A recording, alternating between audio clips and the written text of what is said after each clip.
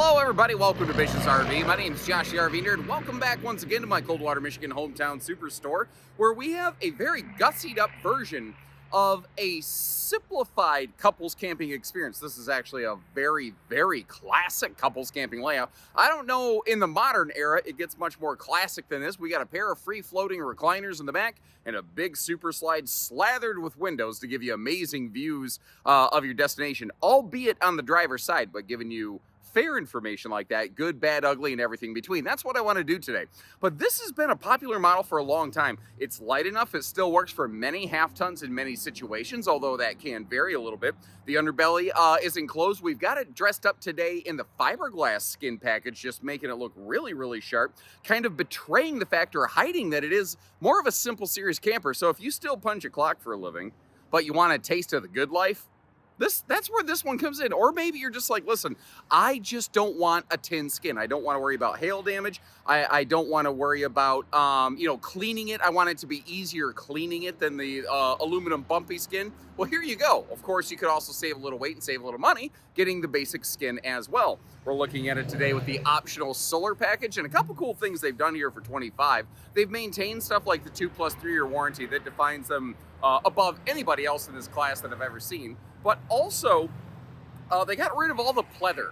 So it's been no secret in the RV industry for years. The basically cheap pleather covering on a lot of the furniture, it has this way of falling apart just outside of warranty. And Jayco thought that sucks. So they went with a cloth touch decor here that's going to hold up a lot better, stronger, longer, long term. And I think that kind of is a good indicator right at the surface level of what their long-term goal is with this. But I want to go through, peel the onion apart layer by layer, show you what's awesome and what's not, and let you decide if you like it or not. And if you appreciate the fair and candid approach, hit that subscribe button. Let's go. All right, so I figure we've seen the brief flyby by now. Let's get in, let's be like Jackson Brown. Let's get into the nitty gritty. Dirt band. I don't know. I'll work that out. I'll work that out of my own time. Anyway, what are we looking at here? The idea is to give you like all the open living room and seating space you can in something that may still have some half-ton towing potential. We're going to talk more about that when we get outside. Now, a couple key things that Jayco's doing here that I think are very worth noting and really help define what we're looking at. We have a taller ceiling. We are 6'9" from floor to ceiling panel. That's 3 inches taller than industry standard. They're not the only ones that do that, but it's worth mentioning. They also are really good about giving us a taller slide out, especially since they don't use a toe stubber step-up slide, and they got rid of the carpet in that slide a couple years ago. So even at their most basic level, they're still doing carpetless, which is nice. Again, I also want to point out that they're not doing the pleatherette anymore. They went to an all cloth touch, soft touch. Now, if you don't like that, I do apologize. This is their only decor. They don't offer swaptional optional decors any longer. But here's the thing. They basically give it the highest legal amount of what's basically Scotch guarding they can right from the factory level. Sorry, I had like a weird half hiccup in there. Maybe go... You ever like try to fight stuff off like that? Like when you're trying not to yawn, but your face looks like you're having a stroke or something, and people are like, are you okay? You're like, I was just yawning. They're like, I think you had a stroke. Anyway, back here, you don't see a lot of free floating recliners anymore. Some people like, instead of a theater seat, they do like that individual kind of seating and comfort and function. And this floor plan is really good about window coverage. Something else I want to point out, like look at your recliner side windows, those tall windows. They actually open for airflow. Those are the extra key details that Jayco does that not everyone else necessarily does. And again, it's not that they're exclusive in that. It's just that a lot of brands don't. That was the bathroom door that apparently I bumped and accidentally slammed shut. Now, the cabinetry. Your cabinet doors are all hardwood with a panel insert. You got to watch that because some manufacturers will try to write this as though you have all hardwood cabinetry. You have pocket screwed lumber core cabinetry. It's not stapled fasteners holding it together, held together, beaver puke held together by staples and your imagination. That's not exactly what's happening here. It's a step above that, thankfully. And they are very good about giving us really like maximized storage wherever they have the opportunity. I'll swing back in just a second and get that all opened up. I also want to point out the fact that they have a full kitchen appliance complement, meaning they have a full propane oven and microwave and 10 plus cubic foot 12 volt fridge. A lot of manufacturers, to save money, are peeling out propane ovens. And some people are okay with that. Like, I'm fine with it, but I know some people are like, nope, no oven, no deal. And Jayco has maintained a the full propane oven there, which is the most expensive appliance in the kitchen. But for some folks, it doesn't matter, because without that, the RV is worthless to them. Now, here in the more basic series, you don't have any sort of options to replace the dinette, but you do have the option and potential of replacing this jackknife sofa with a hide-a-bed. Now, that sofa can still fold down into a sleeper, but it's a smaller bifold, and it's not extremely long, so you're going to want to keep that in mind. Similar to the dinette, yes, the dinette can fold down to become a sleeper, but is it a big, giant, really nice, awesome sleeper? I mean, no, obviously, not really. The entertainment center, hold on, I'm going to back up. I'm going to sit down at the chair behind the kitchen counter, because this is the one that some people seem to get kind of worried about. The counter, I don't feel, and I'm not holding the camera way above my head. Actually, I'm holding the camera below my eye level because I'm looking down at it. But you can still, if you choose to add a TV to this RV, you can still see it. Why isn't there a TV there? Well, again, this is a more basic series camper, and this is the kind of RV that some people buy to go camping and not television glamping. And if that doesn't fit you, that's okay. Or if you just need a TV, call us, man. And if you're new with us and you appreciate how I take the time to like open all of the storage, even tear apart the dinette like this for you, because this RV obviously doesn't have dinette drawers. It does have storage below the dinette, but it's a little more laborious to access. But if you're going to spend this kind of money, I think you deserve to know exactly what you get and where you get it. So I like to take the extra time to respect you and you worked hard for the money, so hard for it, honey. This is actually one of the other benefits of the standard jackknife sofa, is you actually do pick up some basic storage down there. But if you appreciate how we give you all the extra looks here, hit that little subscribe button if you're new, or like if you've returned, or don't, because I can't tell you what to do. I should also mention the basic sofa does have like a simulated cinema seat kind of fold down armrest. So if you want the longer sofa, you have it. If you want a little more space or a place to put a drink, you got that too. I figure it's kind of stupid to talk about recliners without actually showing them reclined. But again, they are free floating. They're also not wall huggers. I hope you appreciate, again, the clarity and the candor here. If you fully recline on one of those, you do have to pull it away from the wall, which isn't hard. It's not like it's super heavy weight or anything like that. But if I, as a taller person, were in the chair by the door, fully reclined like that, my legs would block the door. If that's a problem with you, don't buy this camper. But when you start hearing basic camper, you don't always expect the pocket-screwed lumber core cabinetry. You don't always expect hidden hinges on your cabinet holdbacks, you know. There are some surprising nice details that are still included with this. Simple and basic doesn't have to mean cheap. And that's, I think, if I left you with one impression of a J-Flight SLX, it would be that. It's that this is simple, this is basic, but cheap is not the goal. There's a difference between less expensive and cheap. It is smartly equipped. It's not blow you away, fancy, over-the-top kind of stuff right here, but it's also not a cutthroat build, something that is, intended to fall apart after a couple of years. You take care of this thing, and it'll last you. And also with the taller ceiling, that does allow for things like a little bit, taller pantries. So you've got 6'9" from floor to ceiling of storage right here as we move our way into the bathroom, which one nice little detail I always like to point out in these Jaycos, they actually give you a bathroom door lock. And a lot of brands don't. And you don't think about that stuff, but I know when I'm in here, I like my privacy, but hey, that's just me. So we have a radius shower, and it's one that can give you, depending on how you stand, decent elbow room. But real quick, take a look at the footage on the right. You see me standing in there. I'm a little over 6 foot tall. With this having a taller ceiling, I can stand in the shower, but you did hear me kind of, well, actually, you saw me bonk my elbow pretty hard. It is, depending on how you stand, you could still funny bone this thing. Now, I'm looking at a J-Flight built out of Indiana. This is a Midwestern build, so that is just a mirror on the wall. The Western Idaho built models will actually typically have a medicine cabinet there instead of just a mirror. There are some Eastern and Western variances. So like if you go check out one of our Idaho stores or something like that that has J-Flights, theirs are going to look a little bit different. So just kind of keep that in mind. There's some regional little differences because sometimes people in the East and the West camp differently. And again, I want to be very fair. I want to tell you what's awesome and what's not awesome.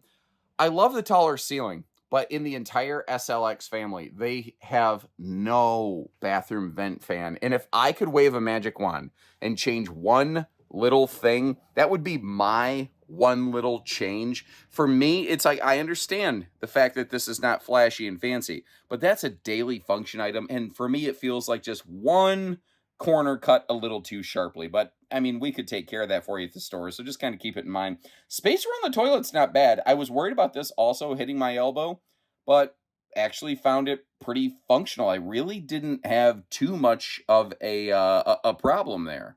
But also, this bathroom design provides an opportunity for some massive storage. And below the storage, behind the toilet, in an area that's totally out of the way, is also where they basically bury and hide the water heater and the furnace. And that's one of the very best locations for the water heater because it puts it right next to the bathroom for the shower and very close to the kitchen. So you don't have to wait, you know, like you don't have to push a bunch of cold water through the lines to get up to where you want it.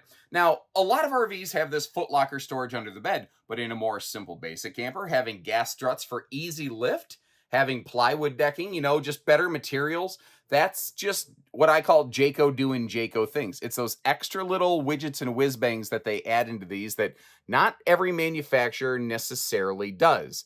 Now, you can see how on the left there was a hanging closet, but over here, it actually has built-in shelving. That right there would be your dresser space. And even though it's kind of a small, compact bedroom, by giving us a mirror next to an extra breeze across window and the full window in the door, it makes, like, you can still have some perception of space in this. I do want to mention that that window doesn't have a factory privacy shade. It's prepped for one. They're not hard to add. And that door does have a deadbolt. So if you happen to be camping next to a gas station murder hobo, he can't come in and watch you breathe while you're sleeping, you know, tickle your toes like the Bed Goblin Union does. Household and USB outlets on both sides of the bed. This is also very friendly if you are claustrophobic and or a side sleeper because the side stands are wide open. Those are some of those funny little things you don't think about until after you bought the camper, you know, but I like to try to give you those extra insights. In case you're curious, yes, we do have TV hookups up here in the bedroom, and that black box on the wall, that is actually your solar charge controller. This RV that I am in today is outfitted with the optional 200-watt solar package, and that's a 30, I walked into the wall behind me, that's a 30-amp charge controller. Now, if you wanted to, in theory, you could probably put an extra 200-watt panel on there, but by default, this has no solar, and there is no, like, mega solar option on a J-Flight SLX. That's just not what this brand is. Now, walk-through bathrooms like this used to be really common, and then they fell out of favor, but they're coming back, and I think this is why. Because this design, despite its size, despite having a big super slide, allows you to easily navigate straight through here, even when the slide is closed. Now, this bathroom door, when the slide's closed, it can't necessarily swing open all the way, but it can swing open enough that I can take a slight sideways travel trailer two-step, and I can walk up through this thing. So from front to back to front, it actually has some decent travel access. Now, if you have belt loops like mine, and they catch the door jamb striker plate, that's a horse of a different color. And by the way, when we step outside, you might notice this RV has two different type of steps. Why didn't they put the stable steps in the bedroom? Some people don't like it when those steps fold up into a bedroom, because basically they rest right against your bed, which some people don't like the outside rubbing against their bed space, which I respect. The other thing is, if you are trying to sleep in the RV with the bed, like some people will just deadbolt this door and ignore the bedroom door. They don't want it to be there. They won't even fold out the steps. Well, if the folding steps, the big stable steps are folded in, it makes it hard to walk around the bed. So they do this for the benefit of the bedroom. But it doesn't really, like if you're at a travel stop, sometimes you cannot deploy those swing out steps like back in the living room. Having the fold out steps means that you could get into the bedroom door. And for road mode, again, you do have to slide your way through here just a little bit, but it's not terrible. And again, from front to back to front, you can navigate this thing. Now, I also want to point something out here. When you are traveling, you do need to turn the one recliner so that you can close it, or you need to drag it directly in front of the door, which can be a little bit cumbersome. But either way, you have to do a thing with it and then basically strap it down. And if that's a problem, I respect it. That's why I put these videos out there and I do the road mode footage so that you can understand what you're getting into if that's important to you. And if you appreciate that, hit that subscribe button. Let's go talk towing. And the big question for some folks as we step outside here, can I tow it with my half ton? And that's a question that needs clarification. It depends on your specific truck and where you plan to tow it. A late model tow package half ton will often find this within its capabilities, but if you're gonna be towing through the Rocky Mountains or something like that, you may wanna change up your vehicle pairing. It kind of depends a little bit. I also wanna mention the weights and measures that you just saw scrolling across the bottom of the screen. Those are the generic brochure weights and measures for an absolute base model.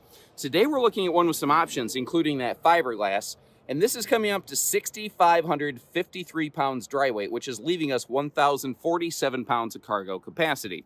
And that trips people up because when they see fiberglass, they think it's supposed to be lighter weight. It's not fiberglass that reduces weight, it's lamination. And this RV is not a full laminated structure. It's still a stick-built structure. When you add fiberglass to that, you're also basically adding a 3/8 sheet of plywood under the fiberglass skin, which adds weight very quickly. So, you know, if you're trying to keep the RV lighter weight, the fiberglass skin is not the solution there. Fiberglass skin looks awesome. It cleans easier. It's more impact and hail resistant than the aluminum tin skin, the crinkle cut potato chip skin. But it also costs more. So there's positives and negatives both ways, and we carry this floor plan built both ways. So make sure you check the links in the video description. So, you know, those are all different factors. I hope you appreciate how, I know that's kind of boring and not fun to talk about, but those are the important safety towing factors that I want you to know before you go spending lots of money. Now, they gave us a nice full pass through here. It's not slam latches. Again, the SLX series is the most basic series of Jaycos that even exist, but they do still at least give us magnet holdbacks and a power tongue jack, which is kind of nice. A propane tank cover as well. As stupid as that sounds, it's amazing for these dollars and cents how many RVs don't give you any propane tanks. Very solid patio awning space right here as well. I do like that they also include that bedroom breeze window and a door with a window instead of only one or the other. Now, when we're in the SLX base series, we ride on import tires. A full-blown J-Flight will have Goodyear's standard. When we're on the SLX series, an enclosed underbelly is not standard. When you get up to a full J-Flight, it will be standard. The solar package that we have on this RV today is optional on SLX. It is standard on full J-Flight. So if you're kind of getting the gist, the things that tend to be optional on SLX are standard on a full flight. Now, there's not a full flight version of this floor plan. There are different floor plans in each lineup. Just trying to help you understand the difference in the family, because otherwise it gets very confusing. We do still have a walkable roof. We're prepped for a ladder. You see the bracket on the left over there. We got a backup camera prep situation, although frankly, guys, even RVs that don't have a backup camera mount can still have a camera put on the back of them. I do appreciate, though, that they're still including a spare tire on this. Now, that is a rack and pinion slide as well, which is, it's heavier, it's more expensive, but it's generally seen as more reliable. And, you know, if you're looking at the nuts and bolts structure elements of this RV, you're finding a lot of that, you know. The better cabinetry. You know, they could have gone to staple cabinetry and saved a couple dollars, but that's not what they did here. They could have gone with the pleather furniture that could flake and peel after a couple years, but they didn't. That's not what they did here. That's a tankless on-demand water heater, by the way, and a full hot, cold outside utility shower and black tank flush. But I also love how the water heater and the furnace, they both exhaust their hot breath over here on the poop side of the camper. The single sewer outlet is actually located directly below where that furnace outlet is as well. So it's not something where you got to do the two sewer hookup poop scoot boogie, which goes a little something like this. Da, da, da, da, da. Da, da, da, da, da. So leave me a note. Let me know what you think. And if you're curious about pricing and availability, whether it's the Indiana or the Idaho build, the stick and tin version or the stick and glass version like we're looking at here today, I call these fiber flights again. Double check the link in the video description and you can see anywhere that we have one of these in stock, how it's equipped and its individual price tag at the time you're ready. No need to contact a salesperson or give us your grandmother's blood type, and we don't have to do a credit pull just to give you a price quote. Again, if you appreciate how we try to be fair, and try to make this maybe a little bit easier for you and give you the information before you even call a salesperson. Hit that subscribe button, let us know we're doing a good job. We'll catch you next time. So take care, stay safe, have fun, and happy camping, everyone.